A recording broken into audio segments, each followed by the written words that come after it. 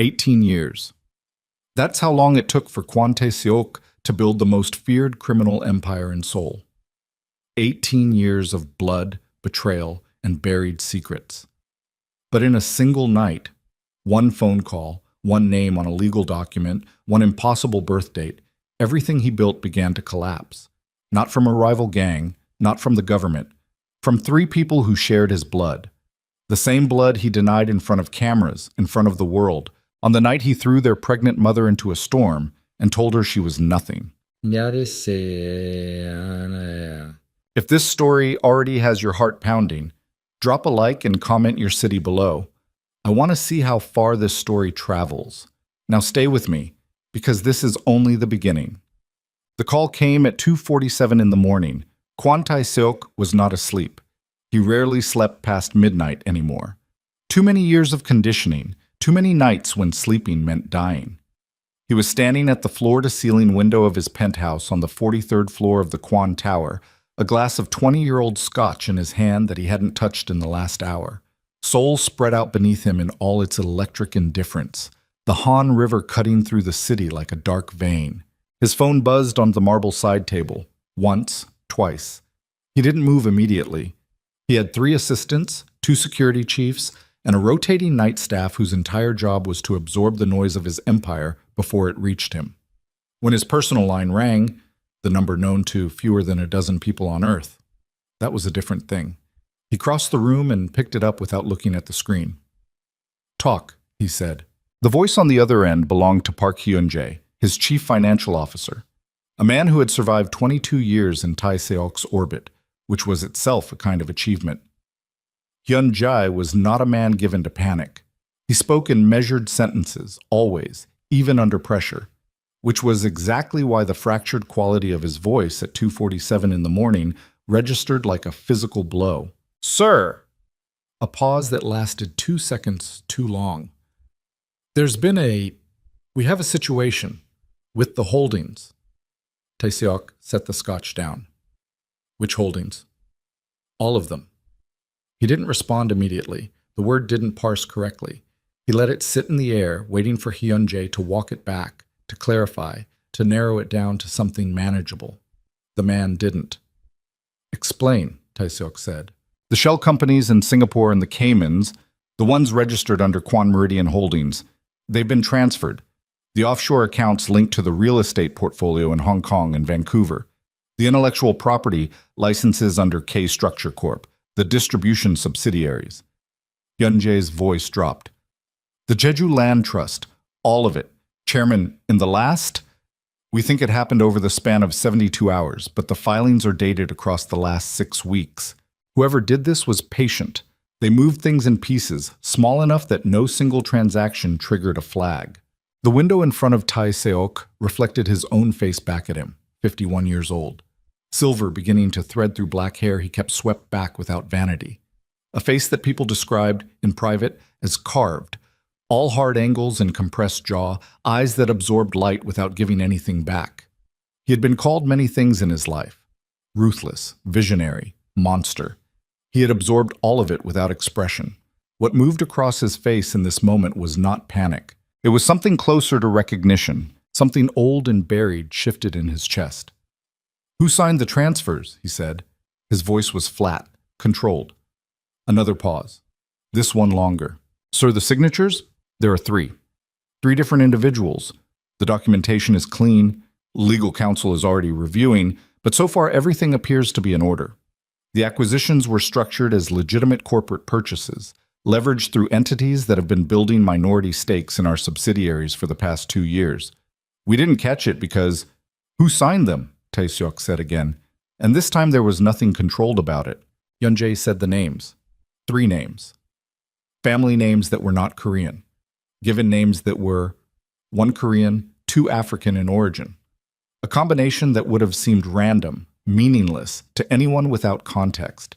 To Kwon Tae-seok, standing at his window at 2:47 in the morning with a birth date on the corporate documentation that his CFO read aloud from the transfer papers, the sound was not random at all. He had not heard the name in 18 years. But the date was something else. The date was his. Taeseok set the phone down on the marble counter without saying another word. Hyunjae was still talking. He could hear the tinny sound of the man's voice, compressed and distant, coming from the speaker. But the words stopped meaning anything. He stood with both hands pressed flat against the countertop, the cold stone against his palms, and breathed. He was not a man who frightened easily. He had put 3 rivals in the ground before his 35th birthday. He had walked into a police commissioner's office and walked back out with charges dropped and evidence sealed.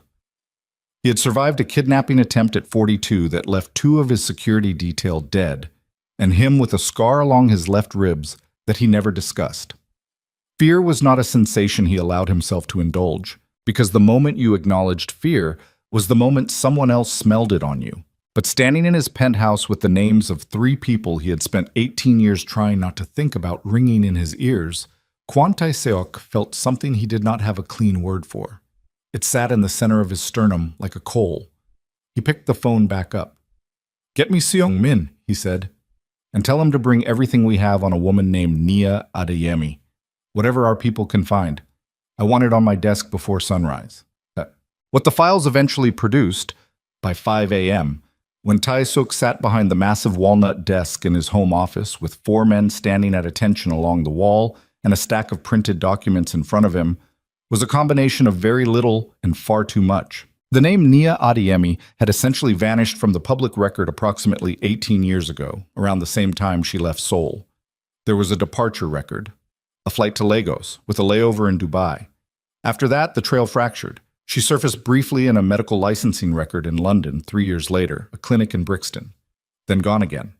A property record in Toronto 7 years ago, a small house in the Scarborough district, under a different surname, her mother's maiden name, it turned out, which was the sort of precaution someone took when they didn't want to be found.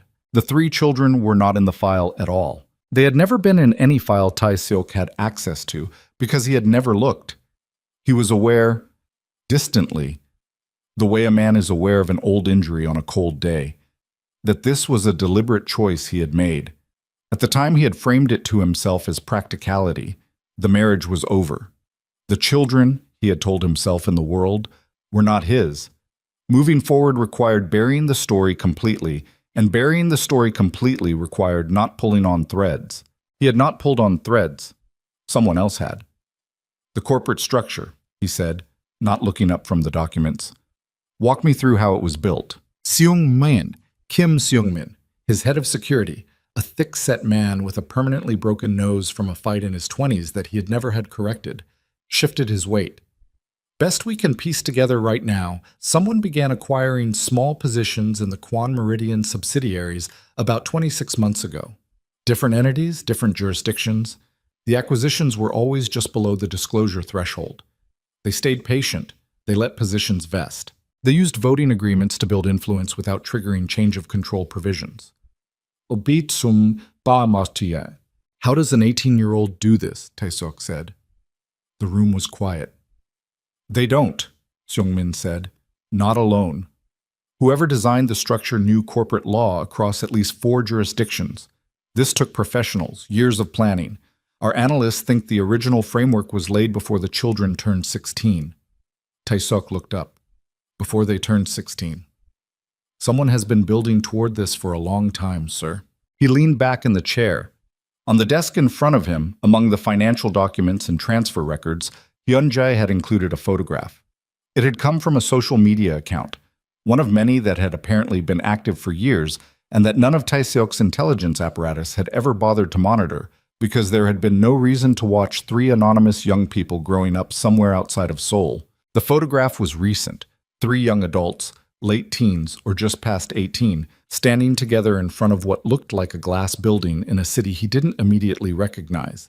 One of them was tall and angular, the build of someone who had spent years in a gym not for aesthetics but for function.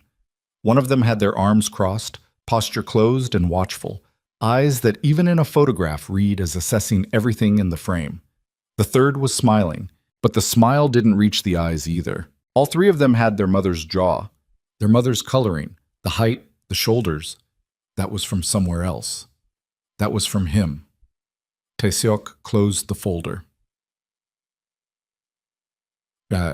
He was 17 when his father first took him to the Kwan organization's main warehouse in Incheon and showed him what it meant to keep men loyal.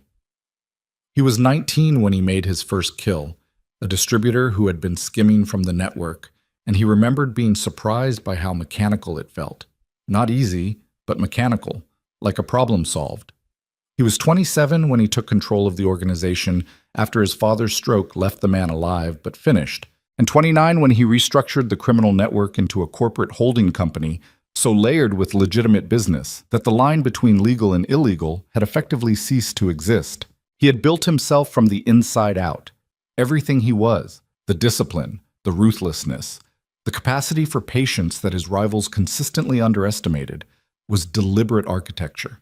And then he had met Nia Adeyemi at a charity dinner in Gangnam when he was 32, and something in that architecture had briefly, embarrassingly, failed to hold.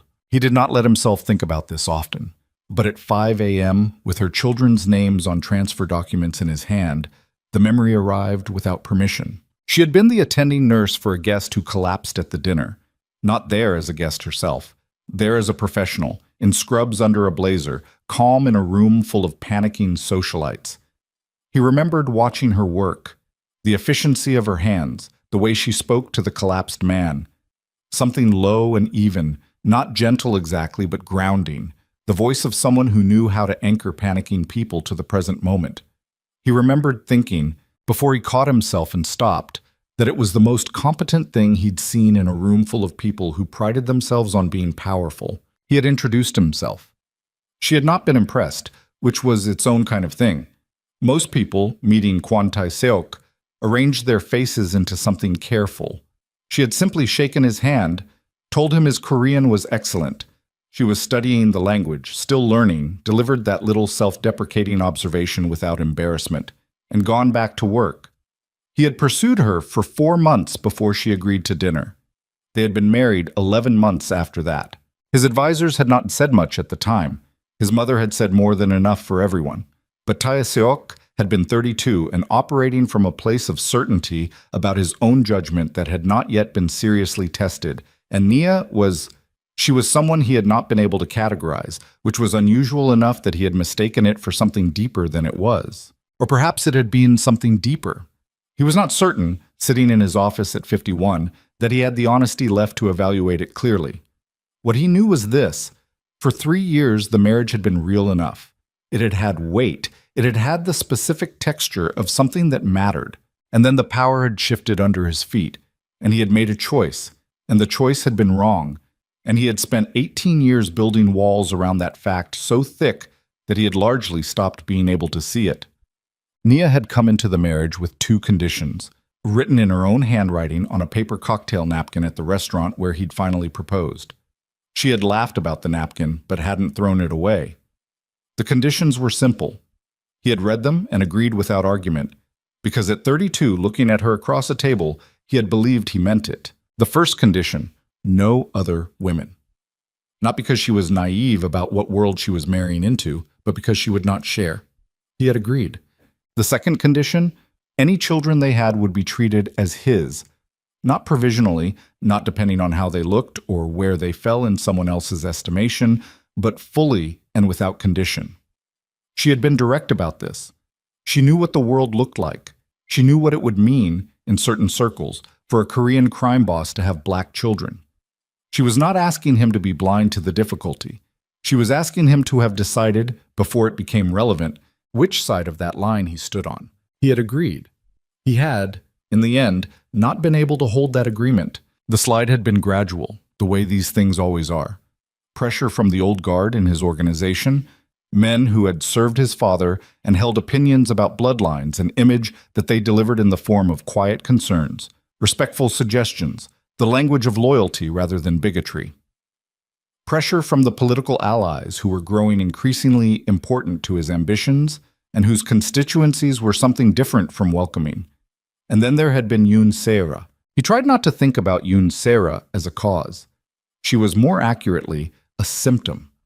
A woman from one of Seoul's oldest families, beautiful in the aggressive and specific way of someone who had cultivated beauty as a professional asset, who had attached herself to his orbit 2 years into his marriage with the kind of patient expertise that he should have recognized as a strategy. She had never asked him for anything openly. She had simply been present, consistently, in the spaces where Nia increasingly was not. The business dinners, the political events, the late nights in the office. She had not destroyed his marriage. He had destroyed his marriage. Yunsera had simply made it easier to tell himself a story about why. The story he had told was this: Nia was not suited to the life. The children, and she was pregnant with 3 of them by then, a fact that had produced in him a complicated mixture of awe and terror that he had suppressed instead of examining, were going to be a liability. The image he needed to project, the alliances he needed to solidify, required a certain kind of presentation. He had made a mistake in judgment. Correcting it quickly was more merciful than prolonging something that wasn't going to work. He had believed this, or he had believed that he believed it, which was close enough to get him through the necessary steps. The necessary steps included a charity gala. The gala was held at the Grand Hyatt in Itaewon on a Thursday in November, 18 years ago. Tae-seok had orchestrated it with the same precision he brought to operations that ended with bodies in the river. Guest list curated for maximum exposure: media, political figures, rival crime families who needed to witness his control, business partners who needed reassurance that Kwon Tae-seok was stable and uncompromised. Cameras. Journalists from 3 different outlets who owed him favors. Nia had been 8 months pregnant. She had not wanted to come. In the weeks before, she had been quietly unraveling the fiction he'd been constructing, asking questions he hadn't expected, noticing absences he hadn't been careful enough to explain, watching him with those dark eyes that didn't miss much. She wasn't certain yet, but she was close to certain. He could feel her getting there. He had told her the gala was important. He had told her it would be a chance for them to appear together publicly, to present a unified front, to quell some of the whispers. She had looked at him for a long moment. That particular look she had, steady and penetrating, that he had always found both attractive and discomforting. And then she had said, "All right." She had worn a deep burgundy dress. He remembered this with a clarity that had always bothered him, the specificity of it, the way memory preserved things without your permission. She had looked, walking into that ballroom on his arm, like someone who knew she was being walked into something and was going to hold her head up regardless. He had waited until the cameras were positioned. Then he had stepped away from her, taken the microphone that his deputy had ready, and he had said what he'd prepared. He had been precise and public and devastating. He said the children were not his. He said the marriage had been a mistake he was correcting. He used language that was clipped and corporate, the language of a man making a business correction, and he did not look at her face while he said it. When he finished, he nodded to his security team. 2 of his men who had worked for him for years, men whose children he'd sent gifts to at New Year's, had taken Nia by the arms. She had not fought them. He would have found it easier, he thought afterward, if she had fought. Instead, she had gone still, the way people go still when something is so wrong that the body doesn't know what to do with it yet. They had walked her out through a service exit. Outside, it was raining, hard. November rain in Seoul is not gentle. She had been standing in the street with her hands over her stomach 18 years ago, and he had turned back to his guests and picked up his glass. He had not thought, in that moment, about the napkin. He had thought about it many times since. The next morning, after his team had delivered their full report, and the lawyers had been called, and the financial crisis was confirmed to be both real and legally airtight, Tae-seok did something he had not done in 18 years. He called the one person who had been in the room the night of the gala, who might still tell him the truth. Lee Chae-won had been Tae-seok's second-in-command for 12 years. He had left the organization 7 years ago under circumstances that were never fully explained internally. The official story was early retirement, and no one pressed it. What Tae-seok knew, and had never acted on, was that Jae-won had been in the parking lot that night when Nia was walked out. He had been the one to put her in a car, to make sure she wasn't simply left in the rain. It was an unauthorized act of decency that Tae-seok had noticed and said nothing about. Chae-won picked up on the second ring. There was a pause when he heard Tae-seok's voice. Then, in a tone that was neither hostile nor warm, "It's early." "I need to ask you something," Tae-seok said. After 7 years, you need to ask me something at 5 in the morning. Did you know, Tae-seok said, where she went? Another pause. Longer. Why are you asking now? Because her children just took my company. The silence on the other end lasted long enough that Tae-seok thought the connection had dropped. Then Jae-won said very quietly, "Good," and disconnected the call. Tae-seok sat with the dead phone in his hand. He looked at the window. The city outside was beginning to lighten at the edges, the particular blue-gray of Seoul dawn, the fog off the Han River drifting up between the towers. He thought about a woman standing in November rain with her hands over her stomach. He thought about a napkin with 2 conditions written in careful English handwriting. He thought about a photograph of 3 young people standing in front of a glass building in a city he hadn't recognized, with his shoulders and her jaw and eyes that assessed everything they looked at. He picked up the documents and started reading them again from the beginning. His empire, assembled over 22 years, occupied 14 floors of Kwan Tower and extended into every corner of the city in ways both visible and invisible. The legitimate holdings alone teaked construction, logistics, real estate development, a media company, a chain of upscale hotels, employed 11,000 people. The less legitimate holdings employed a different kind of workforce and generated revenue that moved through so many layers of financial structure that only 3 people in the world understood the complete picture. He was one of those 3. Hyunjae was another. The third had, apparently, been someone else entirely. Because what the transfer document showed, when Tae-seok worked through them with his lawyers over the following hours, was not a raid. It was not a hack or a theft or an aggressive corporate takeover of the kind that could be fought through the courts. It was an accumulation. Patient, meticulous, conducted in full compliance with corporate law across 4 jurisdictions. Whoever had designed the financial architecture had understood his own structure better in some ways than he did, had found every gap, every under-monitored subsidiary, every position that could be acquired below the regulatory disclosure threshold. It had started 2 years ago. But Hyunjae, going back through historical records under Tae-seok's instruction, found something worse. The groundwork, the earliest corporate entities, the first registered legal vehicles that had eventually been used to hold the acquired positions, had been established 6 years ago. 3 people had turned 12 6 years ago. Tae-seok set the documents down on the desk and pressed his knuckles against his mouth and thought about that for a long time. He thought about a 12-year-old building a corporate structure. He thought about what it would take to raise someone like that. The patience, the discipline, the specific, sustained quality of love that didn't just survive a catastrophe, but transformed it into something useful. He thought about Nia in that burgundy dress. He thought, she did this. She planned this. Not for herself. She planned this for them. There was a knock at the office door. Youngmin entered without waiting for a response, one of 3 people who was authorized to do so, and stood at the edge of the desk. "There's something else," Seungmin said. His voice had the quality of a man delivering news he'd prefer not to. "Tell me." 3 months ago, someone sent a communication to this office.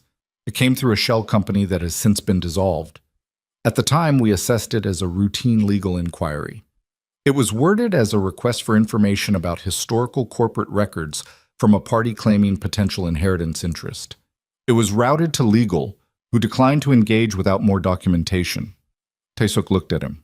"We think," Seungmin said, "it was them. We think they were giving you an opportunity to... We're not certain what they expected you to do with it, but we missed it." 3 months ago. 3 months ago, the children he had abandoned had reached out through a method deliberately designed to be ambiguous, and his legal department had filed it under routine correspondence and moved on. He had never seen it. He wondered if that had mattered. He wondered, and this was the question that sat under everything else, the one that had a shape he didn't want to look at too directly. Whether it would have changed anything if he had seen it, whether he would have investigated, whether he would have looked. He didn't know the answer. That was the most honest thing he had been able to think in 18 years. He stood up from the desk. He was 51 years old, and he had not slept, and the light through the window was now full morning, the city below moving with the indifferent machinery of its daily life, buses and cars, and 11,000 people going to work in buildings with his name on them. Going to work in buildings that might not have his name on them much longer. "Find them," he said to Seungmin. "Sir? Not to..." He stopped, rephrased. I need to know where they are. I need to know if they're in Seoul. Seung-min looked at him for a moment with the expression of a man who had seen enough of Tae-suk's life to understand the weight of certain questions. And if they are? Tae-suk didn't answer immediately. He walked back to the window, looked out at the city he'd built his life in, the city where he'd made the choice that had apparently set all of this in motion. Then I need to know what they want, he said, aside from what they've already taken. He didn't look at Seung-min when he said it. He was looking at his own reflection in the glass again, the face that people described as carved and cold and without remorse. He was looking at it and not entirely recognizing what he saw. Behind him, Seung-min's phone buzzed. A pause. Then the security chief's voice, carefully neutral. Sir, one of our people at Incheon Airport just sent a flag. Tae-seok didn't move. 3 individuals matching the descriptions in the photographs cleared customs 40 minutes ago. A pause. They're in Seoul. And somewhere in the city below him, somewhere among the electric lights and the fog and the 11,000 people whose paychecks bore his signature, 3 people with his blood in their veins were already moving toward him. The question was not whether they would find him. The question was what happened when they did.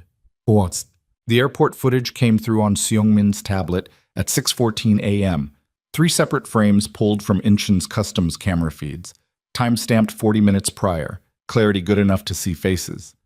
Tae-seok looked at the images for a long time without speaking. The tall one, the one with the fighter's build, broad through the shoulders in a way that was unmistakably inherited, moved through the customs hall with the kind of economy that people who've been trained develop without realizing it. Not the swagger of someone performing confidence, the contained stillness of someone who didn't need to. That was the one Seung-min's contact had flagged first, because security people noticed other security people. And whatever this young man was, he had been prepared. The second figure, shorter a little, carrying a laptop bag against one hip, and walking half a step behind the first, had their face turned slightly away from the camera. Deliberate. Not paranoid, just careful. Someone who had thought about camera angles before arriving. The third was the one who stopped Tae-seok's breath. She was looking directly into the lens. Not by accident, not the distracted glance of a traveler who happened to face the wrong direction. She was looking at the camera the way you look at something you've already decided to address. A young woman with her mother's jaw and eyes that, even at the compressed resolution of an airport security feed, communicated something that Tae-seok's chest registered before his brain did. She knew the cameras were there. She looked into one and let herself be seen. That was a message. He just didn't know yet what it said. I want everything on where they're staying, he said. Credit cards, hotel registrations, rental records, whatever your people can pull.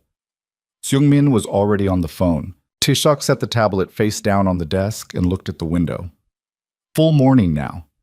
The city running at its normal pitch, indifferent, loud. He thought about calling Hyun-jae back, then didn't. There was nothing new to say to Hyun-jae. The financial damage was done and the lawyers were working on it, and the answer everyone was circling without landing on was that there might not be a legal remedy, because the transfers had been legal.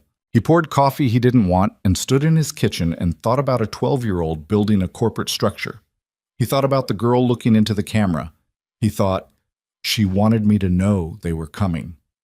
Jaden Kwan, he used the name, had decided to use it deliberately as a kind of flag planted in enemy territory. Checked into the service department in Mapogu under a corporate entity that had been registered in Singapore 18 months ago and had no traceable connection to any of the holding company transfers. He set his bag down on the floor and did not look at the city through the window for the same reason he always avoided looking at Seoul from above. It made the thing feel too large, and he needed to keep it at a manageable size inside his head. He was 18 years old. He was in the city where his father had thrown his mother out into the rain. He was in the city he'd been building toward for 6 years, and now that he was actually in it, his hands were shaking slightly, and he didn't want either of his sisters to see that. Naomi saw it anyway. She set her laptop bag on the kitchen counter and crossed the room and put her hand on his forearm without saying anything. Not a comfort gesture. Naomi didn't really do comfort gestures, they both knew that, more like a confirmation. An anchor. He's here, she's here, Zara's here. The plan is the same as it was yesterday. He steadied. Zara checked in? He asked. 30 minutes ago, different building, same block. Naomi was already opening the laptop. She said the contact inside the security division confirmed receipt of the second package, which means Seungmin's team is working with incomplete information about our current positions. That's the idea. He sat down on the floor against the wall, old habit, from years of training with a woman outside Toronto who had taught Zara everything Zara knew about physical conditioning and had taught Jaden, incidentally, that the most useful place to think was close to the ground. He pressed his back against the wall and looked at the ceiling. He's seen the footage, Jaden said, from the airport. Obviously. Zara did the camera thing on purpose. Naomi glanced at him over the laptop screen. Yes. We agreed we weren't going to. She made a judgment call. We had a plan. Jaden. Naomi's voice was not loud, but it had a specific quality. Their mother's quality, actually. The low-frequency firmness that cut through noise without raising itself. She made a judgment call. She thought he should know we weren't hiding. I think she was right. If he's operating like he thinks we're trying to stay invisible, he'll commit resources to surveillance that we'd rather he direct elsewhere. Making ourselves visible costs us nothing. Jaden thought about this. It costs us the element of surprise. We were never going to surprise him, Naomi said. He knows we're here. He'll know why we're here within 24 hours regardless of what Zara did at customs. The question was never whether he'd see us coming. The question is whether he has enough time and resources to respond effectively. She looked back at the screen. He doesn't. Jaden let out a breath. The ceiling in the apartment was white and unmarked. He tried to think about it the way he would have, sitting in their mother's kitchen in Scarborough, working through a problem that was still theoretical, still a layer removed from being real.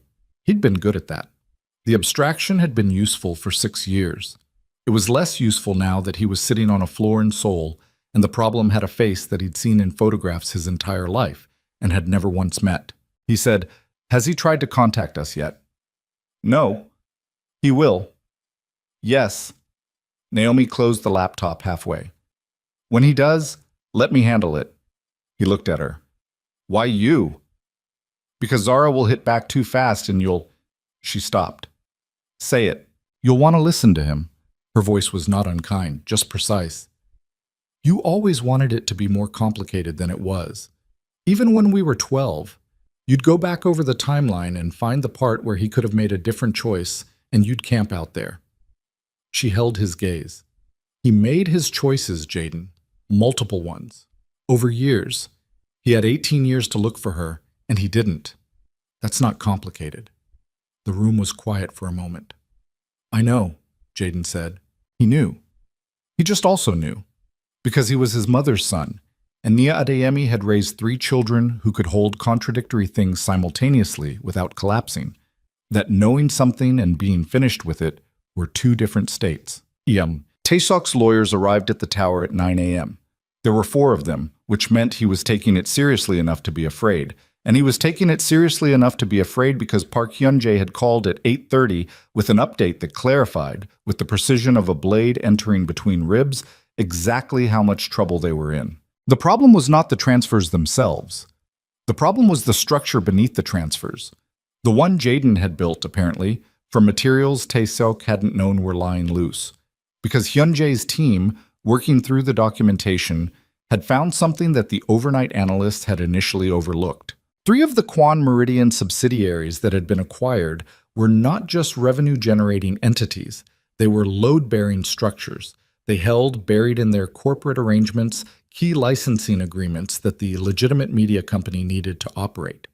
Cross-collateralization agreements that tied several of the construction subsidiaries to financing from a major Seoul bank. And the one that had made Hyun-jae's voice go very quiet on the phone, a majority position in the logistics company that moved, among other things, cargo that was not listed on any customs declaration.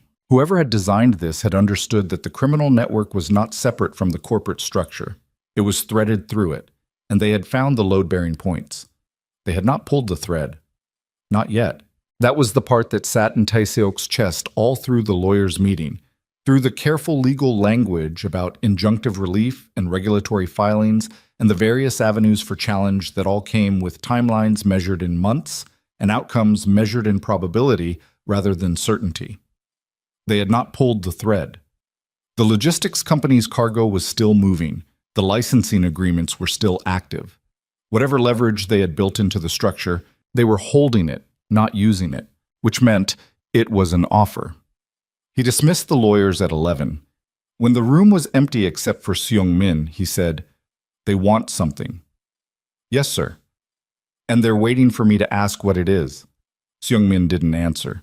He wasn't a man who stated the obvious when silence served better. Tae-seok stood up from the conference table and walked to the window on the meeting room's north wall. From here you could see the river. The fog had burned off and the Han was flat and gray in the late morning light, the bridges cutting across it at their regular intervals. "Set up a meeting," he said, "through a third party, something neutral." "What third party?" "There is someone?" He paused. "There was a man who worked for me. Lee Jae-won. He's been out 7 years. He was the one—" He stopped.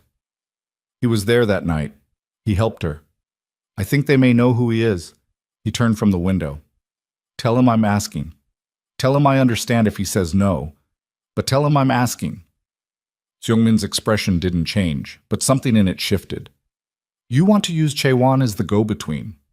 He's the only person they might trust who I can still reach. He told you good and hung up this morning." "I know." "That's not a man who wants to help you." "No," Tae-seok said. "But he might want to help them." Lee Chae-won was 63 years old and lived in a house in Eunpyeong-gu that backed onto a small slope of pine trees. He had a garden he maintained with the focused attention of a man who had spent too many years in spaces where nothing grew voluntarily. When Seung-min's call came through at noon, he was on his knees in the dirt, hands bare, working around the roots of something he'd planted in the spring. He listened to the message without expression. Then he went inside and washed his hands and stood at the kitchen window for a long time. Then he made a call of his own. The number had been given to him 3 months ago through a channel he had agreed to participate in because he had recognized when the request came what it was and who it came from. He had kept the number in his head, not written down, because writing it down would have made it a thing that could be found. It rang 4 times. Then a young woman's voice. Careful, watchful, not unfriendly, but not warm either. "Mr. Lee," she said. In Korean, that was better than he'd expected, accented slightly in a way that placed her formation somewhere other than Seoul. "I wondered when you'd call." "He wants a meeting," Jae-won said. A pause. "Does he?" "Through me. He's asking me to be the intermediary." "And you called us first." "I called you first." Another pause. He could hear, faintly, the sound of a city, traffic, the particular urban register of Seoul that was different from everywhere else in the way that cities always sounded like themselves. They were already here then. He'd assumed, but it confirmed. "We'll talk," the young woman said, "but not at a place he chooses, not yet." "Where then?" She gave him an address, Mapo-gu. He recognized the district without surprise. "Come alone," she said. "And Mr. Lee, we know you put her in the car that night. We know you made sure she had money and a phone. We know what that cost you inside the organization." A beat. "We're not going to make this harder for you than it needs to be." Chae-won let out a breath. "She told you about me." "She told us about everyone," the young woman said. "She's very thorough." He arrived at the apartment at 2 in the afternoon. The door was open before he knocked. The young man with the fighter's build pulled it back and looked at him without hostility, but without warmth either, the way you look at something you've decided to assess rather than react to.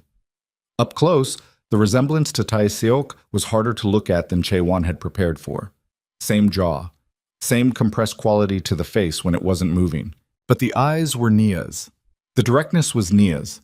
The quality of being entirely present in the room was something he associated with her, not with the man whose blood they also carried. He stepped inside. There were 3 of them in the main room. The tall one who'd opened the door, Zara, he would learn, though he didn't know their names yet, stood back against the wall with her arms at her sides in the posture of someone who had decided not to be obvious about watching everything. The one with the laptop, Naomi, sat at the counter and did not close the screen when he came in, did not adjust anything, moved not at all, which was its own kind of observation. And the one in the center of the room, standing, who extended a hand and said, "Mr. Lee, thank you for coming." Jaden.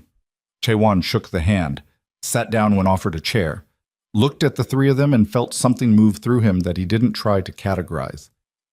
"He wants a meeting," he said. No preamble. They didn't seem like people who needed it. "He says he wants to know what you want." "He knows what we want," Naomi said, without looking up from the screen. "He wants to hear it directly." "Then he should contact us directly," Zara said from the wall. Her voice was low, deliberate. "He has a phone. He has our corporate contact information. He's had it for 6 weeks." Chaewon looked at her. "He's also afraid." The room shifted. Not dramatically. No one's expression broke.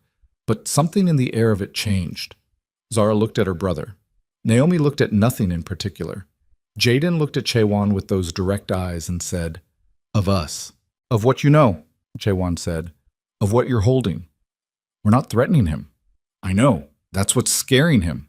Chaewon leaned forward in the chair, elbows on his knees, the posture of a much younger man that he fell into when he was being direct. "Your father, whatever else he is, he knows threats. He's been living inside threats for 30 years. He knows how to respond to threats. He has no idea how to respond to what you're doing." Jaden was quiet. Then, "What are we doing from where you're sitting?" "You're being correct," Chaewon said, "which is harder to fight than anything else." The room was quiet for a moment. Naomi closed the laptop. She looked at Jaewon, and in the shift of her attention from screen to face, he understood that whatever was happening now was happening at a different level than before. "Tell him," she said, "that we'll meet him 2 days from now. He chooses the location, neutral, not the tower. He comes with one person. We bring one person." She glanced at Jaewon. You want me there." "We want someone there who was honest in 2006, she said. "That narrows the list considerably." He almost smiled. Nia's precision, delivered in a younger voice but identical in its quality. "There's something else," Jaden said. He had been sitting in a chair across from Jaewon with his hands loose in his lap, but now he leaned forward slightly. "You said he's afraid of what we know. You said it's what we're holding." "Yes." "Does he think we'll use it?" Chaewon looked at him carefully. "He doesn't know. And that not knowing is what's eating him." Jaden nodded slowly. Then he said something that Chaewon had not expected and would think about for a long time afterward. "We sent him something 3 months ago, through a legal entity, a contact request." His voice was even. "Did he see it?" Chaewon said nothing for a moment. He had not been told about this. He was, in this moment, putting together what it meant. "It went to his legal team," Chaewon said. "I don't know if he saw it personally." Jaden absorbed this. His face didn't change, but something behind his eyes did. A specific and quiet thing, like a door closing on a question that had been left open for too long. "Okay," he said. "Tell him we'll meet." Chaewon stood to leave. He was at the door when Zara spoke again from the wall. "Mr. Lee." He turned. Her face was unreadable, but her voice had a texture that hadn't been there before. Something careful under the surface of it, the way you speak when you're keeping something controlled. "Is she... Do you know if she's... Your mother is well," he said. He had made a point to know. He had felt, since the night in 2006, that he owed at least that much attention. "She's been well for a long time." The look that went between all three of them at that moment was brief and not intended for him. He looked away from it, gave them that privacy, and let himself out. He stood in the hallway with his back against the closed door for a moment. Then he called Seung-min. "Tell him they'll meet," he said. 2 days, he picks the place." He paused. "And tell him to think carefully about what he's going to say when he gets there, because those three are not going to give him a second chance to get it right." Taeseok received this message at 3 p.m. and stood with it in his hand for a long time. 2 days. He had 2 days and a location to choose, and one chance to sit across from 3 people who had every reason to let him collapse under the weight of what he'd set in motion 18 years ago. He pulled open the bottom left drawer of his desk. He had not opened it in years. It was not the kind of thing he could explain if anyone asked, so he had simply never opened it in front of anyone. He reached to the back and removed a small Ziploc bag that contained, folded into thirds, a paper cocktail napkin. The paper was brittle now at the creases. The ink had faded but was still legible. The handwriting was neat and unhurried, the English careful, the two conditions written one above the other in lines that were still perfectly straight. He sat with it in his palm. He sat with it for a long time. And then his phone rang. Not his personal line, the main office line. His assistant's voice when he picked up was fractured in the way that voices go fractured when the news is very bad, and the person delivering it doesn't know how to start. Chairman, we've just been notified by 3 of our major investors. There are documents circulating. A summary of the logistics company's operations. A pause. The real operations. Sir, if this reaches the financial press, Tae-seok went still. When? He said. The notifications started coming in 20 minutes ago. We don't know how many investors have received. Who sent them? His assistant hesitated. The origin address traces to a corporate entity in Singapore, the same one that handled several of the transfer documents. They hadn't waited 2 days. They had moved already. And with that one fact landing in the center of his chest like a stone dropped from a great height, Kwon Tae-seok understood that he had misread the situation completely. He had thought the meeting request was a negotiation. It was not a negotiation. The meeting was the last door, and they had already started closing the walls. The first investor called Tae-seok directly at 3:22 p.m. His name was Choi Byung-soo. 67 years old, third-generation money, the kind of man whose family had survived every political and economic convulsion of the last century by being very good at knowing which way things were going before they went there. He had been in Kwon Meridian's legitimate portfolio for 11 years. He had attended dinners at Tae-seok's home. He had shaken hands at New Year's and sent expensive fruit baskets at Chuseok and conducted himself always with the particular warmth of a man who understood that the relationship between investor and chairman was a form of marriage that required maintenance. His voice on the phone now had none of that warmth. Tae-seok-si. The honorific still there, but stripped down. Functional. The kind of formality that means the opposite of respect. I assume you've been made aware of the documentation circulating this afternoon. I'm aware, Tae-seok said. Then you understand why I'm calling. Tell me what you received. A pause. The sound of paper, or the digital equivalent. A 14-page summary.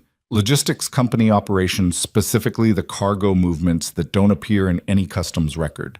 Dates, routes, contact names within the organization. It's detailed enough that it didn't come from someone guessing. Another pause, colder. It came from someone who had been inside. Tae-seok kept his voice level. Byung-soo, this is clearly an attempt to destabilize. I have been in business for 40 years, the man said, and the warmth was entirely gone now, just the hard edge of someone who had decided. I know what destabilization looks like, and I know what documentation looks like. This is documentation. A beat. I'm withdrawing my position, quietly, because we have history, and I'm giving you that much. But I'm withdrawing, and I would strongly suggest you consider what the next 48 hours look like if the financial press receives the same package my office received this afternoon. He disconnected. Tae-seok set the phone on the desk, face down, and pressed both palms flat against the walnut surface. He breathed, once, twice. The third breath was harder than the first two. Seung-min was standing at the wall. The man's face gave nothing away, but his posture had the quality of someone calculating whether to speak. Tae-seok looked up and met his eyes and said, How many? 3 confirmed as of 10 minutes ago. Our financial monitoring team is tracking outreach across the investor pool. The document appears to have gone to a selective list. Not every investor, not the full network. Targeted. Seung-min paused. The ones who received it are the ones who would talk. They're not trying to destroy the company, Tae-seok said, more to himself than to Seung-min. No, sir. They're trying to demonstrate capacity. He pushed off the desk and walked to the window.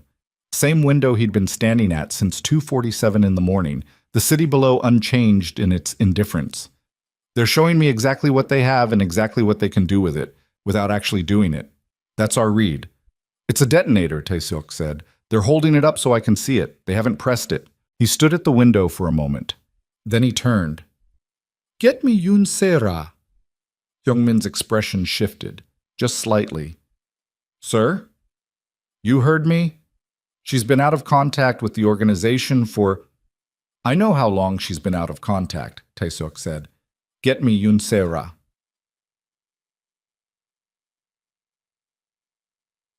He had not spoken to her in 6 years. The relationship, if that word applied to what it had been, had lasted 4 years after Nia left, which was itself a kind of information he had never fully processed.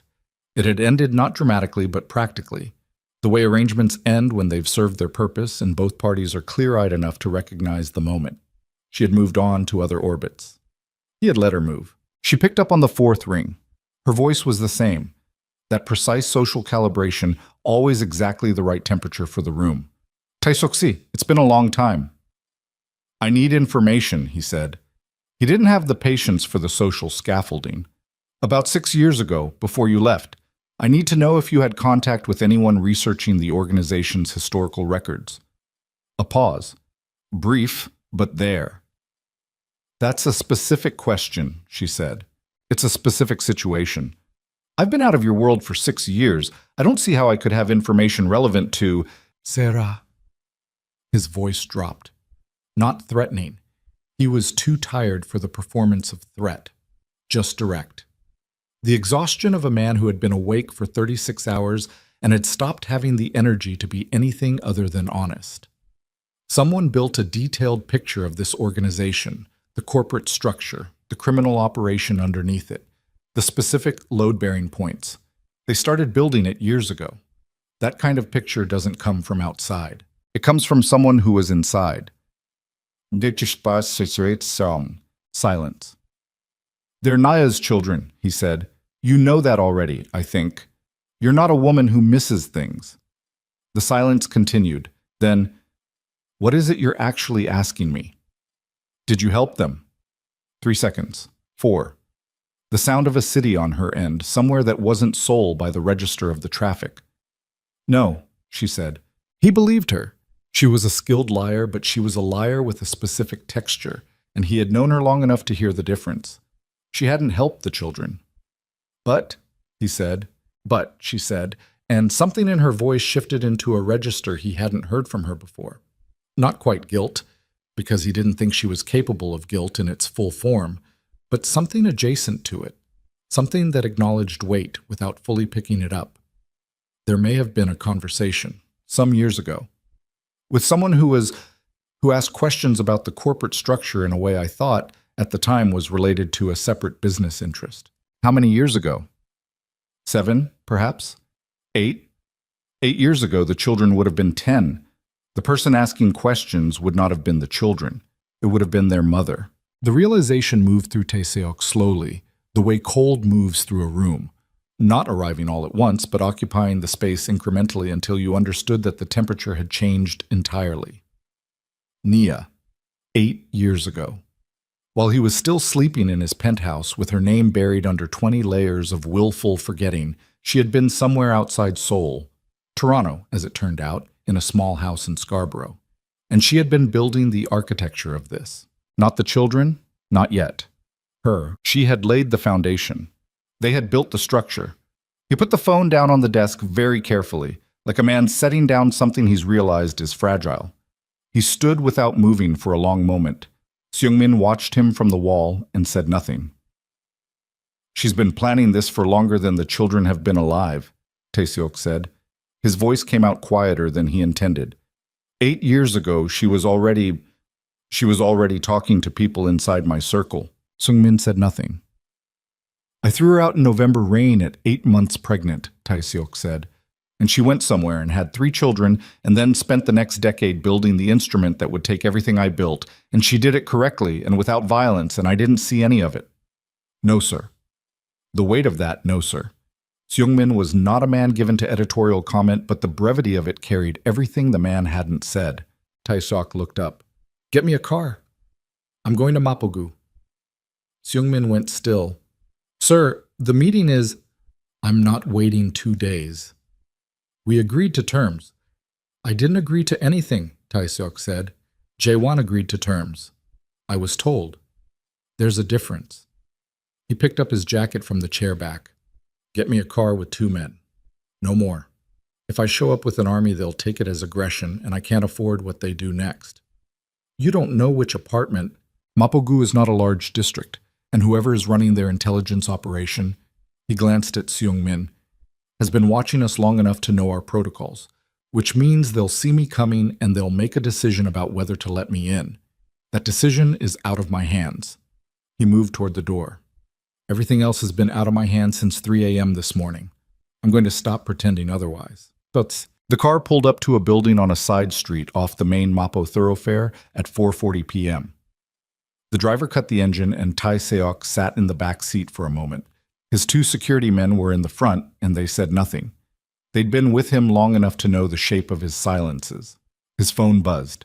A text from an unknown number. No message. Just an apartment number. 3rd floor. He looked at the text for a moment. They had been watching. Of course they'd been watching. He should have expected this. He got out of the car alone. The building was unremarkable. Clean but not expensive. The kind of place a careful person chose because it was beneath notice. He took the stairs, old habit, never trust an elevator you don't control, and found the apartment at the end of a hallway that smelled of cooking from other units, something with garlic and sesame. And he stood in front of the door for a moment with his fist raised to knock, and did not knock immediately. He was 51 years old and he had not experienced anything resembling this kind of exposure in a very long time. He knocked. The door opened almost immediately. The young man, Jaden, the one from the financial documents, the one with his shoulders and her eyes, looked at him without surprise. Without anything readable, actually. Just that direct assessment. You were supposed to wait 2 days, Jaden said. I know. Tae-seok looked at his son. First time seeing his son in person. The knowledge of that sat in his chest like something physical. I'm not here to negotiate. A pause. Then what are you here for? I don't know, Tae-seok said. It was the most honest thing he'd said to anyone in 18 years. I need to be in the same room. Jaden studied him. Then he stepped back from the door. Shepet. They were all 3 in the main room. He registered each of them the way you register a room's architecture. Quickly, completely, then you pick where to put your weight. Naomi at the counter, laptop closed for once.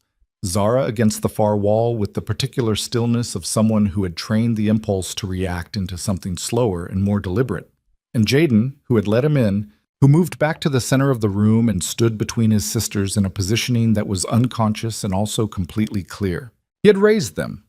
He had not been there, but someone had raised them into people who stood like this, like a unit, like something built to hold. Tae-seok stood in the middle of the room. He did not sit down. He did not take his jacket off.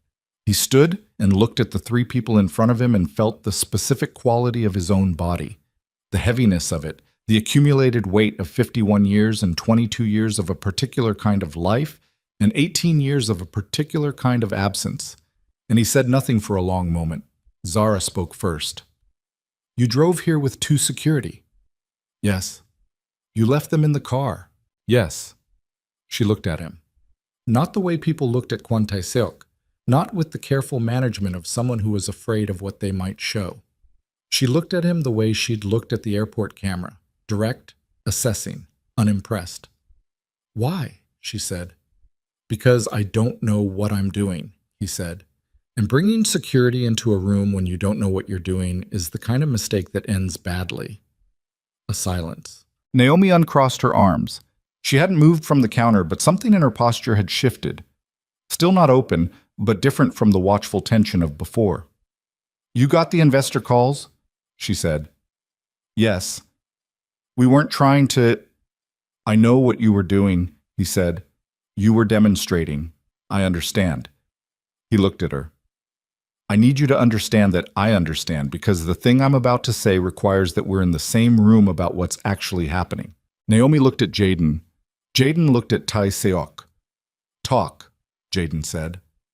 Tae-seok reached into his jacket pocket. He removed the Ziploc bag with the cocktail napkin. He set it on the counter in front of Naomi. He did not explain what it was. He let her look at it.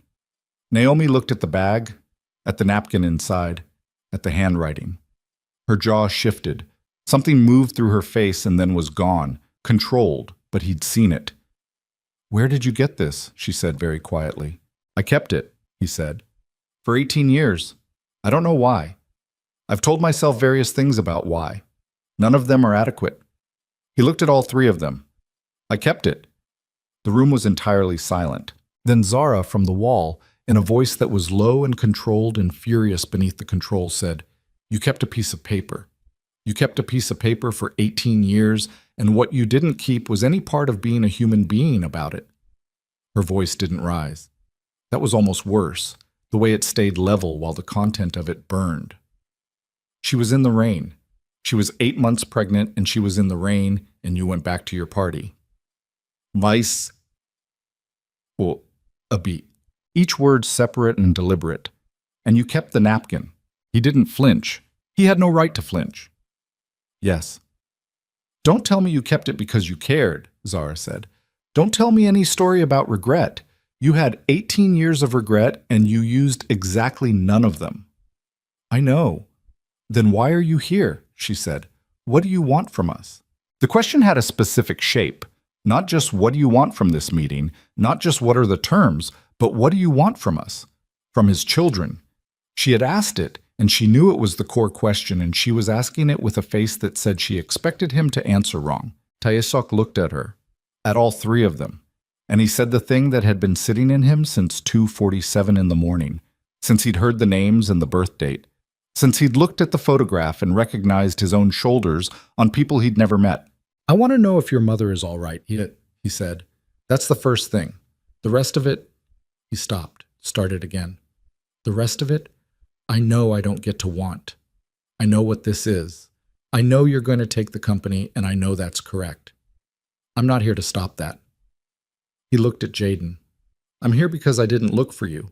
For 18 years, I had the capacity to find her, to find out about you, and I chose not to use it.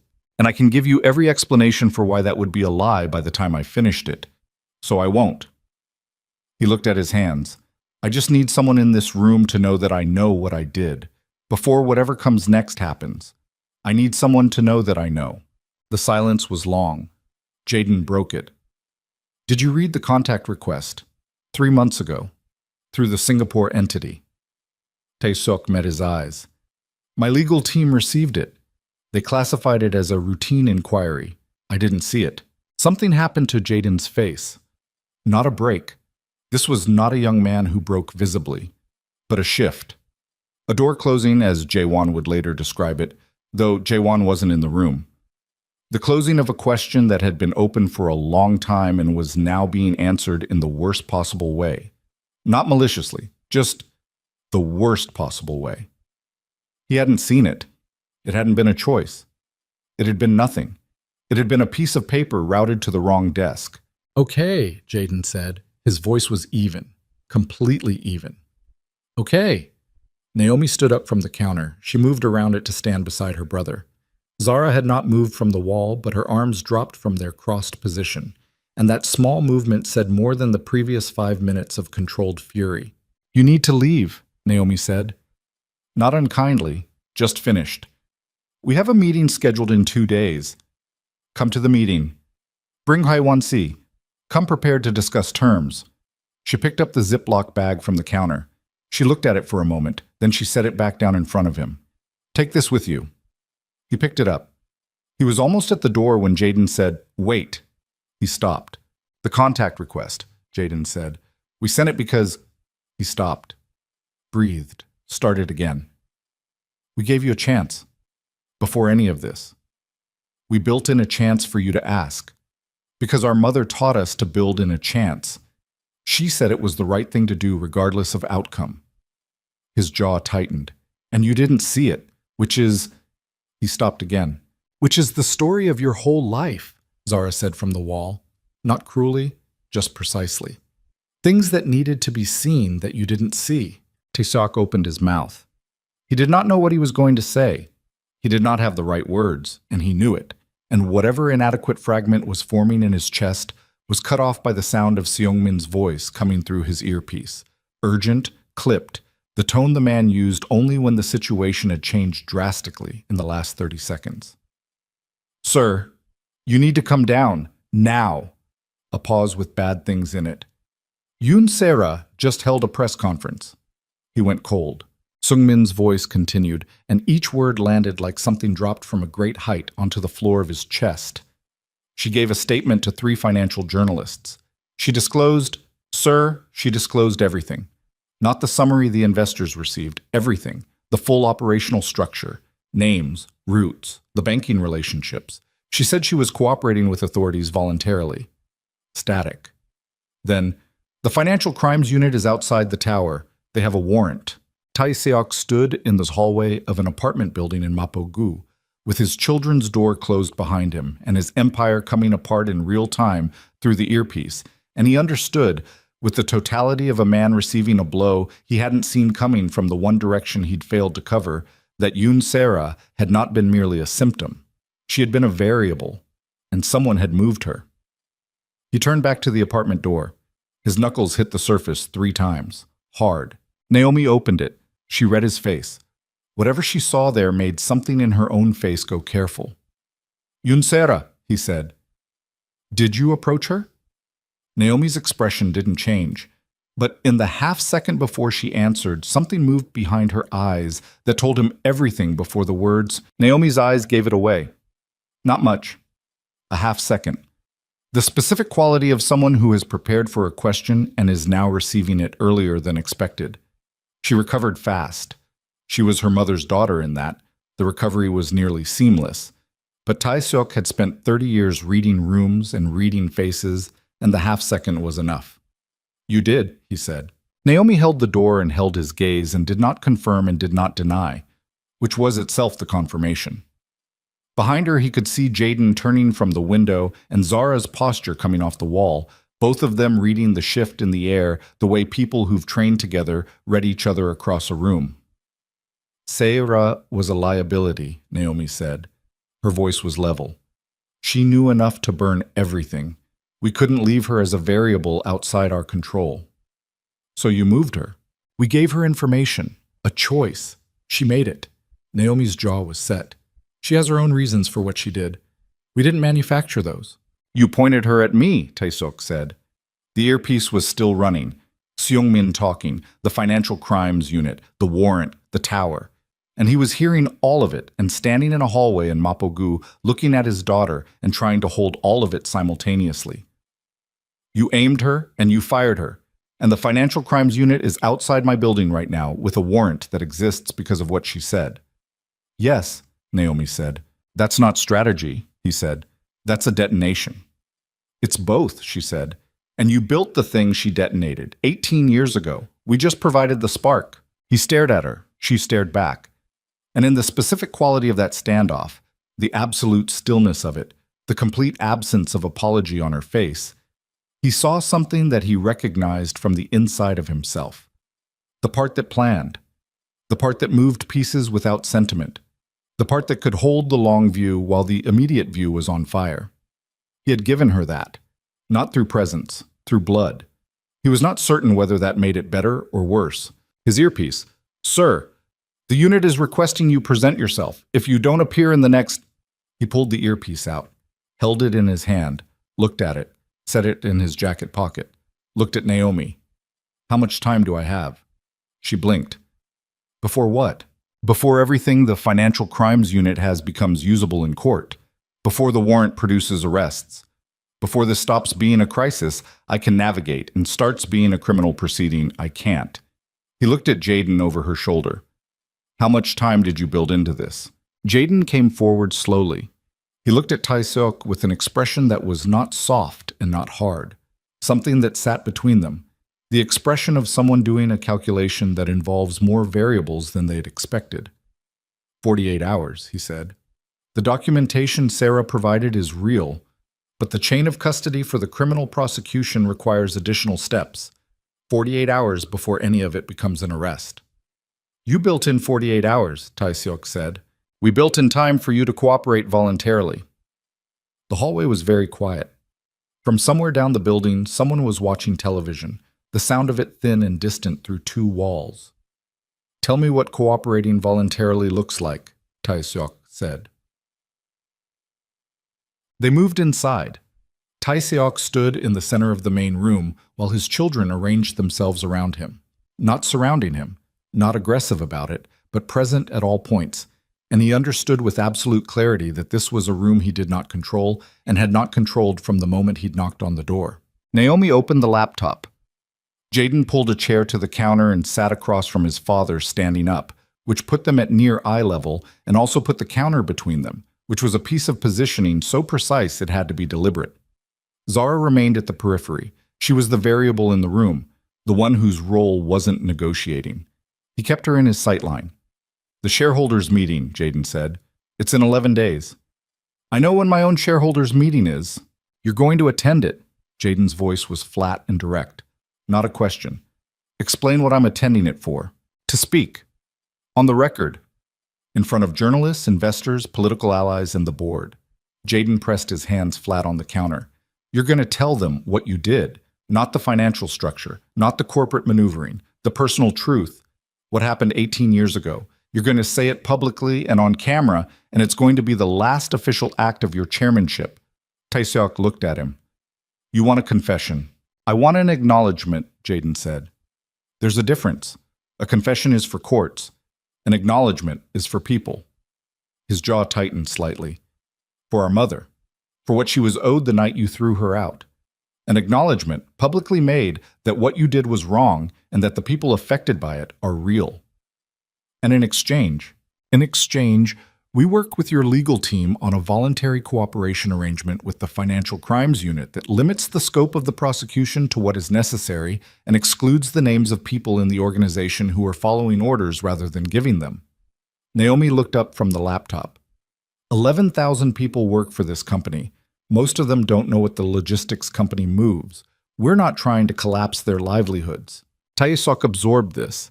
He looked at the counter, at the laptop screen, which was showing a corporate flowchart he recognized as his own architecture. At Jaden's hands, which were still on the counter, young hands, steady, no tremor, the hands of someone who had learned not to let the body broadcast what the mind was doing.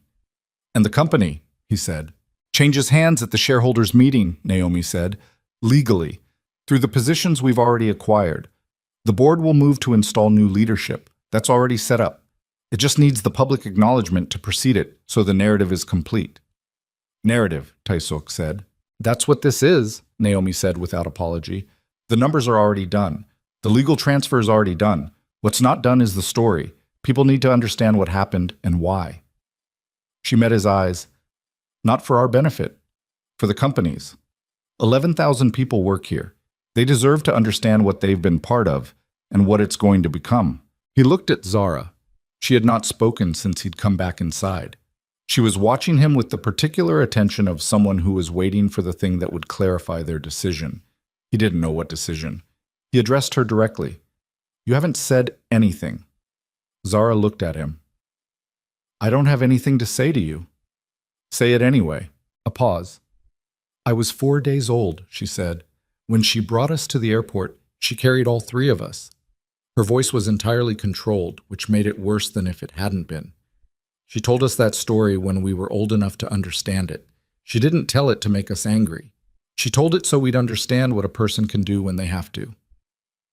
She held his gaze. You want me to acknowledge that you came here? That you stood in the hallway and you were honest and you kept the napkin? And I see it.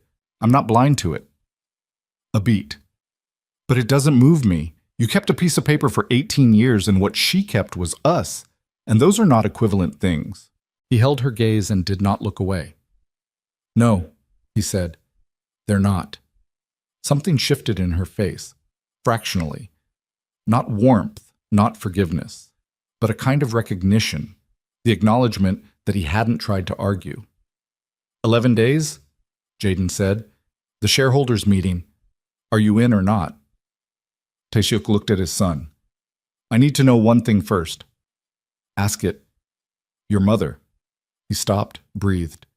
Is she coming?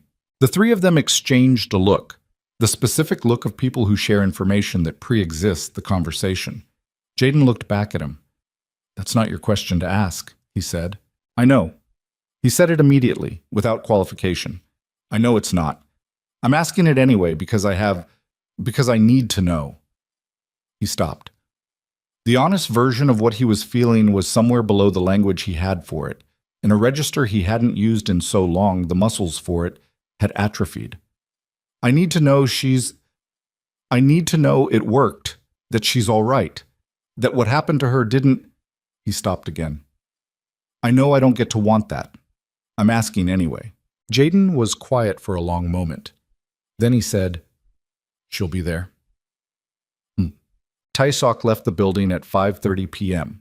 His two security men were still in the car, both of them with the rigid posture of people who had been receiving information through their earpieces for the last hour and were professionally not showing how bad it was. He got in the back seat and said nothing. The driver waited. He said, "The tower." The drive was 22 minutes in the late afternoon traffic. He spent it looking at his hands in his lap, at the Ziploc bag with the cocktail napkin that he'd put in his jacket pocket, at the city sliding past the window, the city he'd built his life in, the city where everything had happened and where everything was apparently going to finish happening. He had 11 days. He had also, apparently, the specific clarifying weight of a problem that had finally stopped being something he could avoid looking at. It had taken 18 years and the collapse of his financial empire and 3 young people in a rented apartment to produce this, and he was honest enough, in the back of the car, to understand that this said something about him that was not good. He had known, on some level, for 18 years. He had simply been very well practiced at not letting that knowledge take up space. The Financial Crimes Unit had a warrant, but they did not yet have enough to arrest. Jaden's 48-hour window was real. Tae-seok's own lawyers confirmed it when he arrived at the tower and went immediately into the conference room with the legal team.